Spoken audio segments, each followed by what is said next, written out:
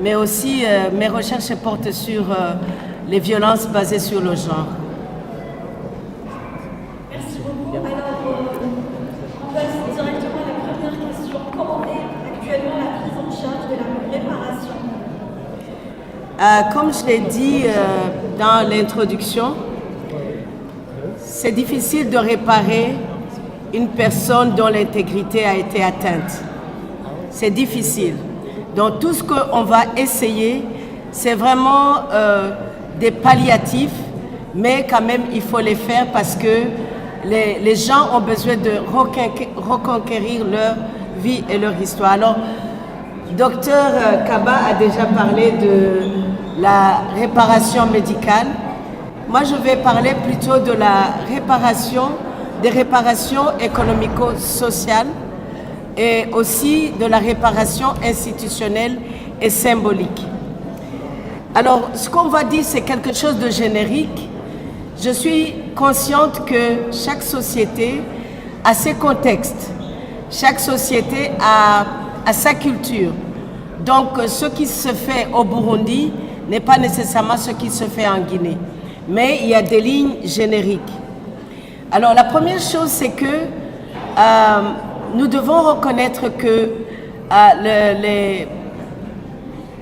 ces atrocités qui sont faites à l'endroit des femmes, c'est une forme d'oppression.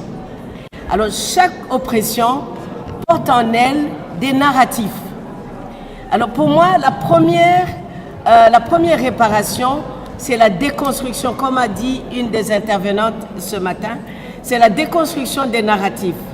Parce qu'on a entendu des narratifs tels que une femme qui n'est pas excisée n'est pas une femme entièrement. Il y avait un terme, je pense, c'est le docteur qui l'avait dit, c'est... Le terme Bilakoro. Bilakoro, j'avais déjà entendu ça ou lu dans une des femmes que je coach qui est en train d'écrire son histoire. Et donc, il y a des narratifs. Ça, c'est la première chose à faire. Et alors, au-delà de la réparation médicale dont on a parlé ce matin et qui rencontre beaucoup de défis, il y a la réparation symbolique et institutionnelle. C'est-à-dire que les gouvernements doivent reconnaître et mettre sur pied ce que moi j'appelle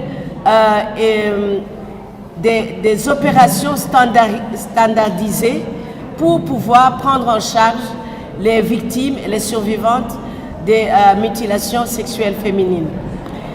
Pourquoi je dis ça? Parce que les actions qui sont faites maintenant sont faites de façon individuelle. Il y a des lois qui sont faites, il y a des jeunes filles comme on a vu. J'ai pu rencontrer Kadiatou Konaté et ça m'a fait mal parce que ce n'est pas à un enfant de combattre pour ses propres droits. Et quand elle a commencé à combattre, elle n'avait pas même 18 ans. Donc il y a aussi le docteur Diallo qui nous parlait, journaliste, qui combat. Donc c'est des actions un peu isolées. Alors moi je trouve que ce qu'on pourrait appliquer et qu'on applique surtout sur les violences basées sur le genre, c'est ce qu'on appelle en anglais Standard Operating Procedures. Une procédure standardisée de toutes les actions, de tous les intervenants qui se mettent ensemble et il y a un document qui sort. C'est pas une loi, mais c'est une directive comment toutes ces personnes-là peuvent travailler ensemble. Alors il y a les médecins, il y a les assistants sociaux, il y a le personnel d'accompagnement psychosocial, il y a aussi la sensibilisation communautaire. Parce que dans tout ce que nous faisons, pour changer la donne dans ce domaine-là, on peut faire autant de lois qu'on veut. On peut réparer autant de femmes qu'on veut. Mais pour pouvoir vraiment faire un changement profond sur ce sujet, il faut impliquer, il faut aller à la cause profonde. C'est-à-dire une approche pédagogique pour aller parler. J'ai parlé ce matin, j'ai dit que parfois, moi je me demandais pourquoi ils disaient c'est notre culture, c'est notre culture. Il y a quelque chose qu'on est en train de nous prendre. Et quand on s'approche et qu'on parle aux gens qui font ça, on trouve quand même qu'il y a des aspects qu'on pourrait garder, des aspects d'éducation. Donc je propose, je pense qu'il y a cette réparation juridique, cette réparation institutionnelle, mais qui peut passer justement par des procédures standardisées qui réunissent tout le monde. C'est seulement et seulement si nous faisons cela que nous pouvons changer la donne. Sinon, on aura des actions à gauche, à droite, on peut avancer, mais pour vraiment mieux avancer, il faut établir dans certains pays comme la Guinée, que je connais très bien, le Mali, où le mal est profond, des procédures standardisées avec tous les intervenants. Il y a aussi la réparation économico-sociale parce qu'il y a des conséquences aux mutilations sexuelles féminines. Moi, j'ai rencontré, je ne dis pas que toutes les fistules sont dues à l'excision, mais j'ai travaillé avec des femmes fistulées en Guinée. Et elles sont tellement stigmatisées, alors que certaines de ces femmes-là, leur fistule venait justement de l'excision.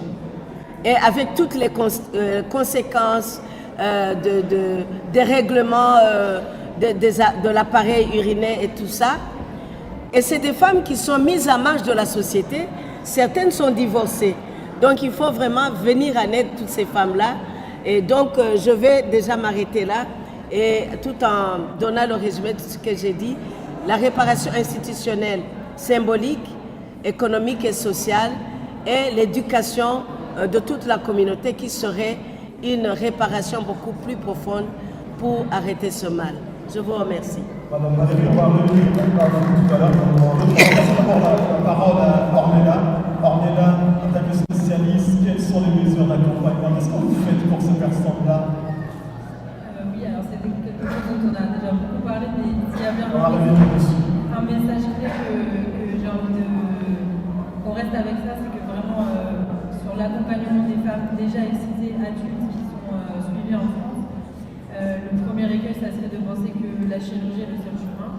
Donc là, on en a parlé parce que parfois, ça peut être un chemin et un chemin de préparation pour plein de raisons. Parce qu'on a envie de récupérer quelque chose qui nous a été pris, parce qu'on a envie de prendre pour une fois une décision pour son propre corps, parce que pour plein de raisons. Et ça peut être aussi pour des raisons purement, comme on disait, sur l'intribulation, il y a trop de questions sur la question opératoire. Ça peut être aussi parce qu'il y a des douleurs, etc. Donc ça peut être un chemin, comme disait Aviva, pour elle, ça a été un chemin de réparation qui lui a parlé. Et que pour d'autres, il y a aussi des femmes excisées qui, d'ailleurs, c'est des statistiques qu'on retrouve dans beaucoup de services qui accompagnent les femmes excisées. Il y a à peu près que 10% des patientes qui vont dans ces services-là, qui au bout font la chirurgie.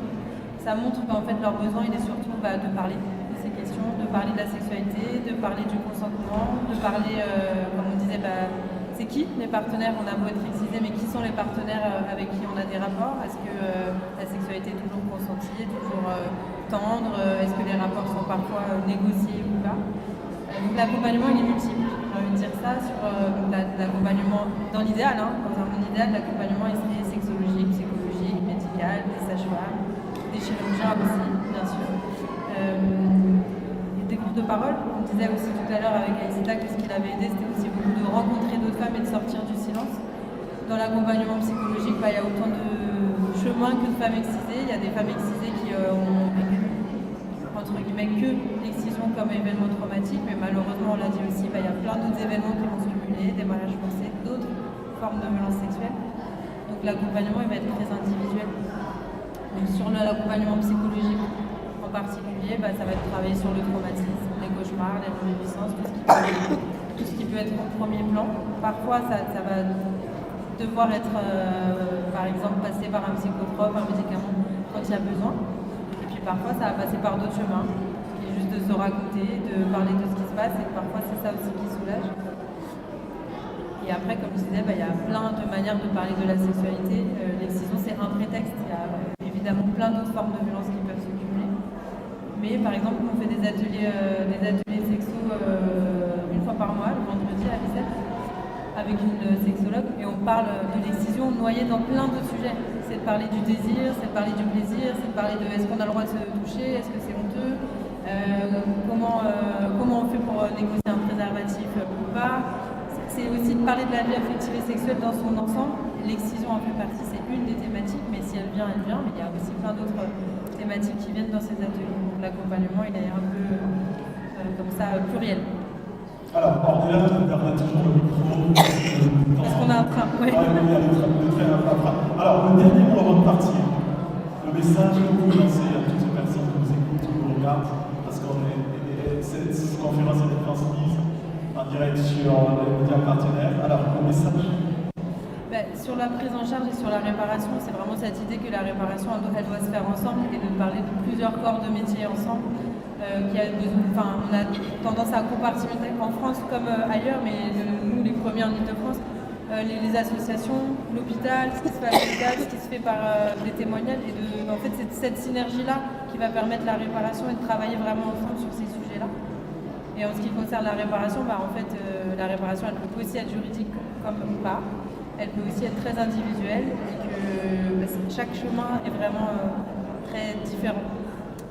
Et j'aurais aussi envie de dire qu'on a besoin des hommes dans ces sujets-là. On a fait plusieurs fois des tentatives de faire des groupes de parole avec les hommes parce qu'ils avaient des questions sur comment je fais avec une femme qui est excisée, etc. Donc ça pose plein de questions sur quelles sont leurs craintes, quels sont leurs doutes, mais aussi quelle est leur place dans la lutte parce qu'ils ne peuvent pas que rester silencieux. Mais voilà, c'est notre question beaucoup plus vaste. Merci beaucoup Ornella pour votre engagement et merci beaucoup pour la pièce théâtrale de tout à l'heure. On sait que vous êtes obligés de lutter, donc merci beaucoup. Vous avez un point. Merci. Alors on enchaîne directement avec vous, Fadiga. Vous êtes membre de l'association La Fraternité Guinéenne. Est-ce que vous pouvez nous présenter vos missions et vos rôles sur le terrain? Alors bonsoir tout le monde et bienvenue à cette conférence sur les mutilations génitales féminines, que d'autres appellent aussi mutilation sexuelle féminine. Alors moi je viens d'Angleterre, précisément de Londres. Je représente la Fraternité guinéenne. On a notre banner juste à côté là, la Fraternité UK, et dont le nom doit bientôt changer parce qu'en Angleterre les gens ils ont du mal à prononcer le nom en anglais. Donc on est sur cette procédure-là. En fait, initialement, on était une association de Guinéens et d'étudiants en Angleterre. Mais au fil du temps, on est devenu une association caritative de ce genre parce qu'on a constaté que cette situation prévalait. Surtout que la présidente actuelle de l'association, qui est Mama Silla, elle est l'une des victimes. C'est quand elle est allée à l'hôpital, elle est tombée enceinte, elle est allée voir le médecin pour une première visite. La première question que le médecin lui a demandé, c'est quel type d'excision vous avez eu. Alors elle était surprise, choquée.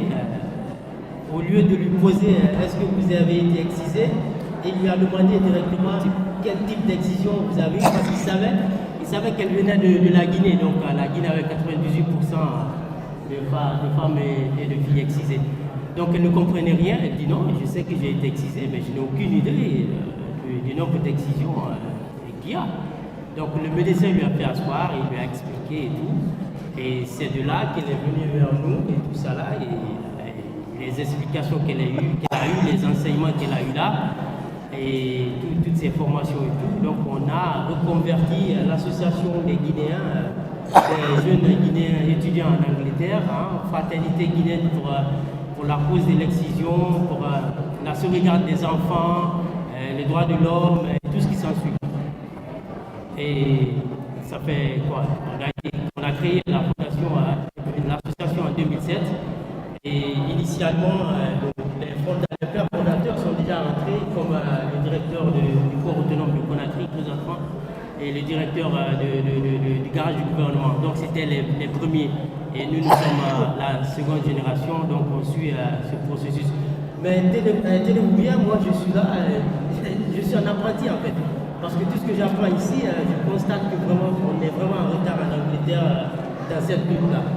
Bien qu'il y ait eu 2 situations judiciaires sur l'excision, dont une femme ougandaise qui est mariée à un Ghanéen, qui a fait exciser sa fille de 3 ans là-bas à Londres, dans leur salle de bain.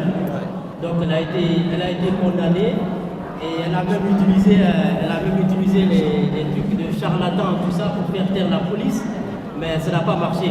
Après, tout récemment, en 2023, il y a une femme somalienne qui a envoyé sa fille au Kenya se faire exciser. Et elle avait 3 ans aussi, mais quand elle a eu la maturité à 21 ans, elle est allée vers son enseignante et tout, elle lui a expliqué. Et donc c'est de là qu'ils ont su qu'elle a été excisée, donc elle aussi elle est passée par là. Donc moi je viens vraiment en apprenti. Je constate aussi qu'en Espagne, ils ont un protocole là-bas qui vise à sauvegarder les enfants, du genre si le parent doit prendre des enfants en Afrique, il faut que soit on bloque le passeport, mais en tout cas il y a quand même une surveillance là-bas vraiment accrue.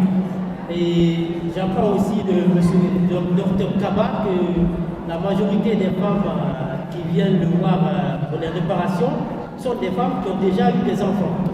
Ben, je me demande, mais ça m'a beaucoup choqué parce qu'elles recherchent du plaisir alors qu'elles ont eu déjà des enfants. Donc vous voyez qu'est-ce que ça fait. En fait, cette situation, bien qu'on dise qu'il faut mettre l'humain au cœur de tout ce qu'on fait, moi je crois qu'il faut mettre la femme au cœur de tout ce qu'on fait. Parce que, comme Ornella vient de le dire, il faut que les hommes s'impliquent dans cette affaire-là. Parce que moi, il y a 8 ans, j'ai assisté à la première conférence sur la mutilation génitale féminine. Parce que quand on organise, on invite tout le monde, on invite la police, on invite la mairie, comme c'est en fait super total. Et donc moi j'étais assis là, j'écoutais, et puis il y a cette femme-là qui est sage-femme, qui fait accoucher des femmes, une sierra-leonaise, mais elle ne peut pas avoir d'enfant. Elle ne peut pas avoir d'enfant, elle fait accoucher combien de femmes par jour, mais elle n'arrive pas à avoir d'enfant. Elle veut des enfants, mais elle n'arrive pas à les avoir. J'étais assis, mais là, on coulait. Quand je l'écoutais, je pleurais avec elle, sans le savoir. Et c'est quand je suis rentré à la maison, j'ai regardé ma fille, j'ai dit, toi, je me suis dit dans la tête, elle est sauvée, elle ne sera jamais victime de ce crime. Comme la dame mondiale vient de le dire, à partir d'aujourd'hui, je ne dirais plus que c'est une pratique, je dirais que c'est un crime. Je crois que c'est comme ça qu'on doit employer les mots désormais. Et donc, j'ai regardé ma fille, j'ai dit, franchement, elle a de la chance, elle est sauvée, elle, mais moi, je vais m'engager dans cette lutte-là pour essayer de sauver des petites filles à la maison en Guinée et d'autres femmes aussi. Donc, c'est dans ça que moi, c'est à cause de ça que je me suis lancé dans la lutte.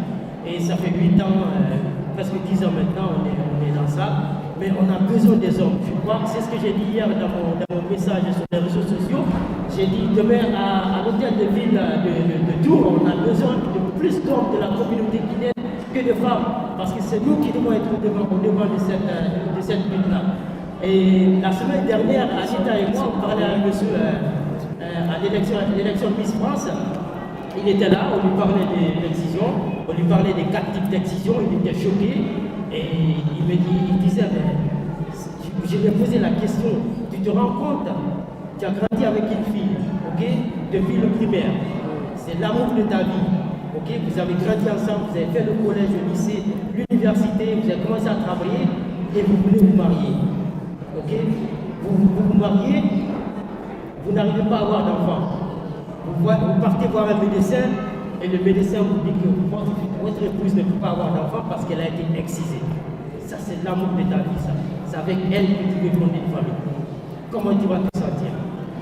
Quel choc ça va te faire? Donc, il était là pendant 1 minute, il ne pouvait pas parler. Mais après, bon, je ne sais pas, dans la rigolade, il dit, mais je peux épouser une deuxième femme. On a dit non, ce n'est pas la solution.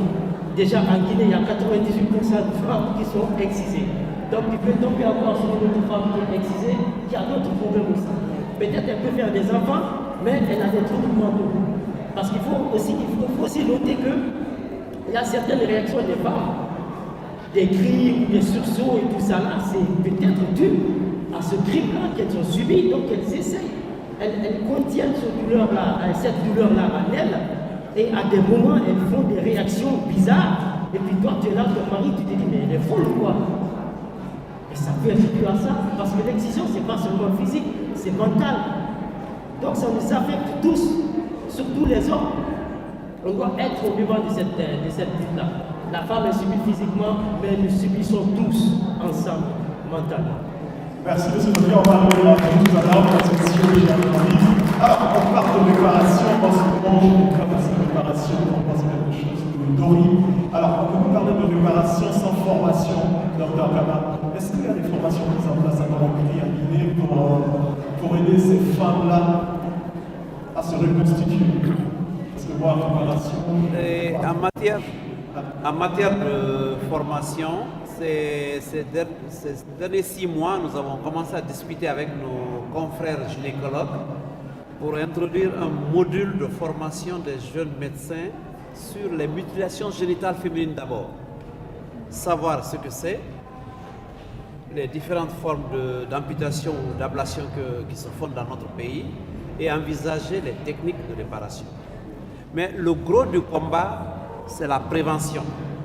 Je pense qu'en introduisant un module d'enseignement à la faculté de médecine, nous parviendrons non seulement à sensibiliser les jeunes dames médecins qui sont là pour ne plus exciser leurs filles, mais ensuite à diffuser l'information au sein de la communauté.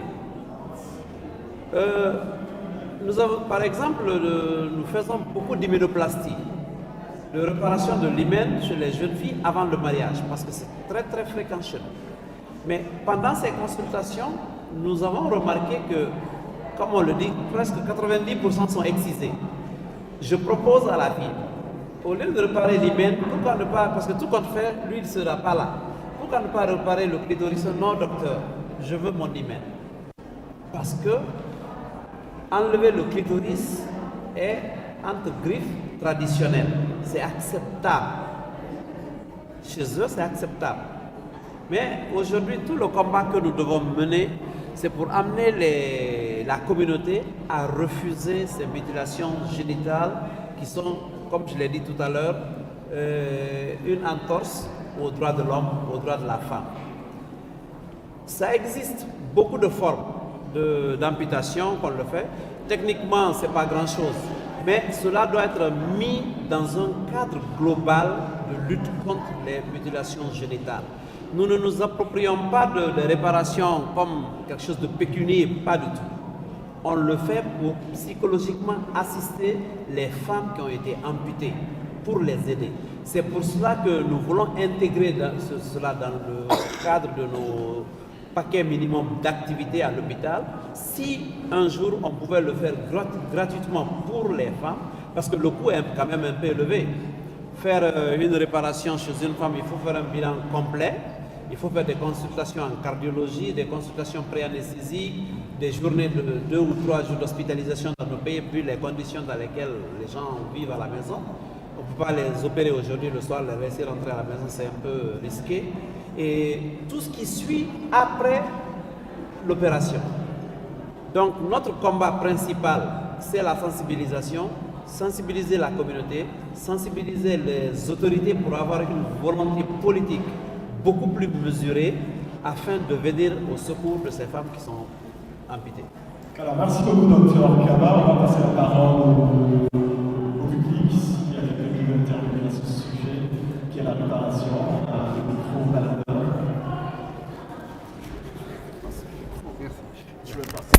Alors s'il y a des questions parmi le public, n'hésitez surtout pas à les poser à nos intervenants. Je pense qu'après cette très longue journée, le public est déjà fatigué. Ils sont fatigués. On a une question juste ici. Bonsoir. Merci. Vous parlez de la reconstruction parce qu'en fait, c'est vrai que déjà l'excision, c'est compliqué parce que c'est tabou et on n'en parle pas, il y a beaucoup d'idées reçues. Après, une fois que la personne victime est excisée, il y a la phase de reconstruction. Moi, j'avais 2 questions. La première, c'était déjà, moi je ne savais pas qu'il y avait plusieurs types d'excision. Juste revenir rapidement sur les différents types parce que vraiment, je pense que c'est important de le savoir.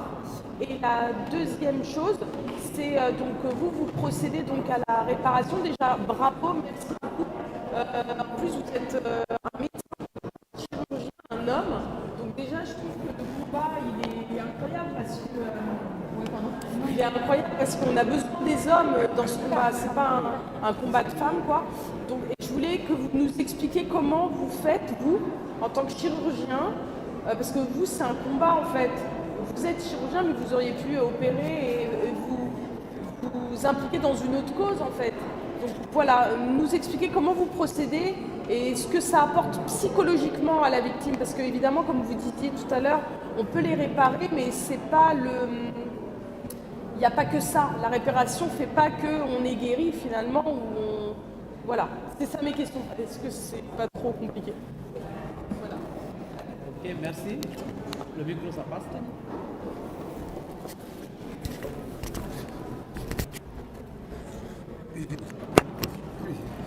De façon un peu non formelle, l'OMS a classifié les excisions en 4 catégories. Si vous avez l'anatomie normale de l'organe génital externe de la femme, vous voyez du pubis vers le périnée, il existe en haut un capuchon avec le gland de la femme comme on l'appelle. Ensuite, il y a latéralement en haut les 2 petites lèvres, en bas les grandes lèvres, et fermées par la vulve. Dans nos pays, souvent on enlève le capuchon, le gland du clitoris. Et le clitoris, c'est un organe, comme l'a dit quelqu'un tout à l'heure, c'est comme un iceberg. La grande partie du clitoris est cachée au niveau du mont de Vénus, comme on l'appelle, sur l'os pubien. La grande partie est cachée dans le tissu graisseux. Ensuite, les lèvres, c'est des muqueuses. C'est des muqueuses qui contiennent des glandes qui participent au plaisir, au geste sexuel. Maintenant, le type 1, c'est quand on a coupé le gland. Il y en a qui sont aussi cyniques, qui vont chercher les genoux du clitoris pour la lever, pour que la femme ne sente absolument rien. Le type 2, c'est lorsqu'on enlève en plus du type 1, on enlève les lèvres. Le type 3, c'est ce qu'on appelle l'infibulation, ou la technique pharaonique qui était utilisée autant en Égypte à l'époque ou en Somalie dans certaines tribus. Là, on blesse l'organe génital, on fait des sutures et il ne laisse qu'un petit trou pour évacuer les règles et les urines. Mais heureusement que ces méthodes n'étaient pas trop diffusées en Afrique de l'Ouest. C'était l'apanage des pays de l'Égypte au Soudan, en Afrique orientale. Chez nous, c'est principalement le type 1 et le type 2. L'astuce que les gens ont trouvée chez nous, et là c'est un équivoque à lever, on ne fait pas d'excision dans les hôpitaux chez nous. On ne le fait pas, c'est interdit. Mais pour diminuer l'impact des séquelles des excisions, des matrones, des sages-femmes s'en ont occupées à la place des femmes traditionnelles pour le faire dans un milieu un peu plus aseptique, pour éviter les cas de surinfection, les cas de décès par hémorragie. En ce moment, on parle de médicalisation de l'excision. Ce n'est pas un geste permis ou toléré dans les hôpitaux, mais c'est pour éviter ce qui se passe dans les villages. Parce qu'on utilise des lames. Il y a des lames traditionnelles qui sont fabriquées par des forgerons avec lesquels on vient pour tailler les petites filles. Et quand on voit, c'est des dégâts parfois incommensurables. Et c'est pour cela qu'on fait la médicalisation de l'excision afin d'en diminuer l'impact négatif. Sinon, on ne le fait pas du tout dans les hôpitaux, c'est interdit. Maintenant, ça se formalise petit à petit pour que cette génération de femmes exciseuses puissent jeter leur lame et que tout le monde revienne au bon sens. On fait de la sensibilisation en ce sens parce que nos sages-femmes ne font pas d'excision. Ils piquent l'enfant. On prend une aiguille, on pique la petite fille, on pique pour qu'elle crie, pour qu'elle pleure, pour qu'il y ait un petit saignement et on dit ok, c'est fini, l'excision est faite. C'est pour satisfaire cette masse de la population qui ignore ce que c'est que l'excision. On pense toujours que l'excision, il faut faire sortir le sang. On ne sait pas ce qu'on coupe. Mais l'essentiel qui est du sang. C'est comme quand on fait les tests de virginité et autre chose dans nos communautés. Donc, principalement, c'est ce que j'avais à dire, mais de façon plus pédagogique. Merci. Merci beaucoup, docteur. Vous n'êtes pas stigmatisé par les autres. Madame Valérie, avant de clore cette dernière table ronde, je vous laisse le dernier mot si vous avez un message à faire passer. La stigmatisation. Le dernier mot, c'est je vais puiser dans les mots qui ont été donnés surtout à monsieur qui a parlé et notre collègue. C'est vraiment de travailler ensemble parce qu'il y a deux volets. Il y a la prévention qui est très importante et qui sauve des vies et qui sauve l'argent parce que c'est vraiment des conséquences néfastes. De travailler ensemble dans la prise en charge des survivantes, mais aussi dans la participation à la sensibilisation des masses et de tout le monde en fait. C'est tout ce que moi je peux demander à chacun et à chacune d'entre nous, parce que nous sommes en face d'un crime et tout ce qui touche une femme nous touche toutes et tous. Merci beaucoup.